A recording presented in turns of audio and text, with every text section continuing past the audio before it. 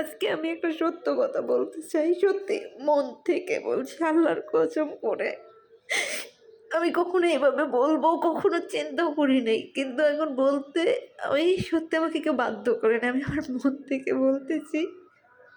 শোনেন, আমি একটা মানুষ, সেটাই আমার পরিচয়। আমার বাবা কি করলো, আমি কার সন্তান, আমার আদার্স, আমার ভাই বোন, আমার আত্মীয় স্বজন যারা আছে, তারা কে কি করলো কে কি করলো না, সেটা দেখে কোনো মানুষ মানুষকে ভালোবাসে আমার জানা ছিল না। আমি যখন ভালোবাসছিলাম তখন সর্বোচ্চ আমার পরিচয়টা ছিল আমি একজন মানুষ, এই পরিচয় তার কাছে ছিল।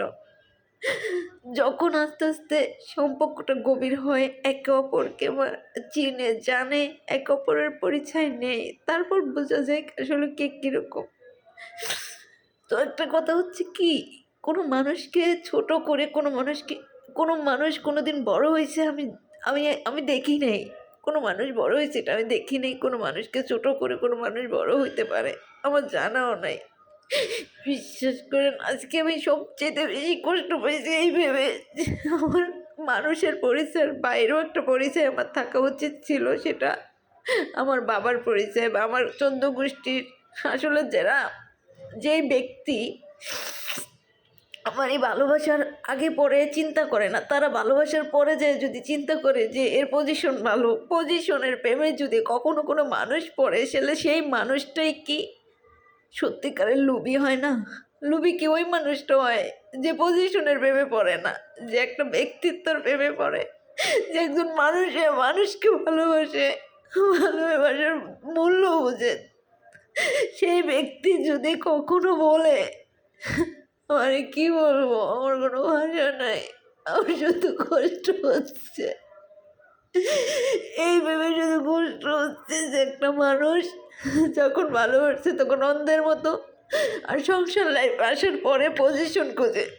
সে বলে যে তুই মিথ্যাবাদী। আচ্ছা, একটা মেয়ে যদি একটা ছেলেকে মিথ্যা কথা বললে ভালোবেসে তাকে বিয়ে করে সংসার করে, তার সংসারে উন্নতি করার জন্য যা প্রয়োজনীয়, যা করার দরকার, প্রত্যেকটা সাপোর্ট প্রত্যেকটা সেকেন্ড দিয়ে থাকে, সে ব্যক্তিরে যদি বলা হয় লুবি, তুই মিথ্যাবাদী, তুই প্রতারক, এ ধরনের কথাবার্তা যদি বলে থাকে, তাহলে আমি জানি না আসলে তারা নিজেরা কতটুকু সৎ, যে বাবার পজিশন, মামাদের পজিশন, চাচার পজিশন, 14 গোষ্ঠীর পজিশন খুঁজে একটা মেয়েকে সংসারে রাখতে চায়, আর নয়তো প্রতি মুহূর্ত ডিভোর্স দিম বলে তাড়ানোর চেষ্টা করে।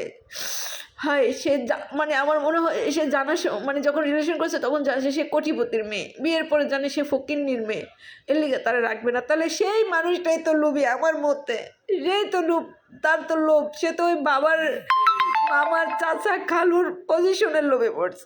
সে তো তার ওই মেয়েটার ব্যক্তিত্বর লোভে পড়ে নাই। যদি ব্যক্তিত্বর লোভে পড়তো, ব্যক্তিত্বের প্রেমে পড়তো, তাহলে কখনই এই ধরনের কথা কোনো ছেলে বলতে পারে না আমার মতে। কি করে বলতে পারে আমার জানা নাই। একটা মানুষকে ভালোবাসবে একটা মানুষ। আচ্ছা ধরেন আমি একটা মুচির মেয়ে, এখন একটা ছেলে যদি আমার জীবনে আসে, তারে যদি বলা হয় আমি আমি মুচির মেয়ে না, আমি কোটিপতির মেয়ে, এখন ওই ছেলেটা যদি হয়, ধরেন সেও মুচির ছেলেই, এখন সে মুচির ছেলে, আমি গুছায় কথা বলতে পারতেছি না, আর আমার কথা আসতেছে না, আমি জানি না কেন। ধরেন সে যদি ওই মুচির ছেলে, মুচির মেয়ে, মেয়েটা জানলো ছেলেটা মুচির ছেলে, কিন্তু ছেলেটা জানলো মেয়েটা কোটিপতির মেয়ে, তখন হচ্ছে বিয়ের পরে যদি জানে সে মুচিরই মেয়ে, তাহলে কি ওই ছেলেটা কোটিপতি না কোটিপতির ছেলে, যে সে ওই মুচির মেয়েটারা বলে হ্যাঁ মিথ্যা বলছে, তাই কি হয়েছে, তুমি তো মেয়েটাকে ভালোবাসছো, তুমি তো তার ব্যক্তিত্বকে ভালোবাসছো, তার পজিশনকে না। তাহলে তুমি কি করে তার এখন সত্যটা জানার পরে, সত্য ওই কি এর মিথ্যাই কি, আমি তো একজন মানুষকে ভালোবাসছি, এই মানুষটা আমার জীবনে আসছে, সে একজন মানুষ, আমি তাকে ভালোবাসছি, আমি শুধু তারে চিনি, তারে নিয়ে আমি সংসার করব, তারে নিয়ে আমার জীবনের শেষ দিন পর্যন্ত অপেক্ষা করব, একসাথে দুজন মানুষ থাকবো, এইটাই তো থাকবে তাই না? এখন ওরকম কিছু না, মানে জানছে সে কোটিপতির মেয়ে, সেটা জেনে ভালোবেসে বিয়ে করছে, জানে এখন ফকিন্নির মেয়ে, এখনও তার সাথে থাকা সম্ভব না, সংসার করা সম্ভব না, মানে কি বলবো তাহলে, লুবিকে মেয়েটা নাকি ছেলেটা? জবাব চাই আপনাদের কাছে। এরকম হয় মানুষের জীবনে, এগুলো সত্য ঘটনা যেগুলো অহরহ হয়ে থাকে প্রত্যেকটা ছেলের জীবনে, প্রত্যেকটা মেয়ের জীবনে। আসলে ভাই, যারা রিলেশন করবেন, যদি আপনাদের টাকা পয়সা অর্থ সম্পদের প্রয়োজন হয়, কারোর গাড়ে পাড়া দিয়ে উপরে ওঠার চিন্তা ভাবনা থাকে, তাহলে আগে আতাইবেন। মেয়েটার সাথে রিলেশন করার আগে আগে 14 গোষ্ঠী দেখবেন কেমন। আর 14 গোষ্ঠী দেখে টেকে যদি মনে হয় আপনি পজিশন মতন উঠতে পারবেন উপরে, কারের পা দিতে পারবেন, তাহলে আপনি প্রেম করবেন। আর যদি দেখেন যে না, আপনার টাকা পয়সা দরকার না, একজন মানুষ দরকার, শেষ বয়সে যেন ওই মানুষটা সঙ্গিনী হিসাবে আপনার পাশে থাকে, আপনাকে বোঝে, আপনার চাওয়া পাওয়াগুলো পূরণ করতে পারে, ওরকম যদি চাওয়া থাকে আপনার মধ্যে, তাহলে একটা মানুষকে ভালোবাসবেন। সে মানুষ, তার সরলতা, তার মানুষের মনের যে একটা ভিতরে কী বলবো, মনুষ্যত্ববোধ থাকে, ওরকম দেখে একটা মেয়েকে ভালোবাসবেন। সারা জীবন সুখে থাকবেন। কখনো কারোর পজিশন দেখে ভালোবাসবেন না, কখনো সুখ পাবেন না, কোনো দিন সুখ পাবেন না। আর পজিশন বেশি দিন মানুষের থাকে না, ক্ষমতা থাকে না, মানুষের থাকে। মানুষ একজন মানুষ, তার মধ্যে একজন মনুষ্যত্ববোধ মানুষ, সে একজন মানুষ, স্বয়ংসম্পূর্ণ মানুষ, সেই মানুষকে ভালোবাসবেন। সারা জীবন সুখে থাকবেন। যদি আপনার 5টা নাও থাকে, তার চাহিদা থাকবে না। সে একজন মানুষ, সে বুঝবে আপনাকে। আমি আর বলতে পারতেছি না, বিশ্বাস করেন।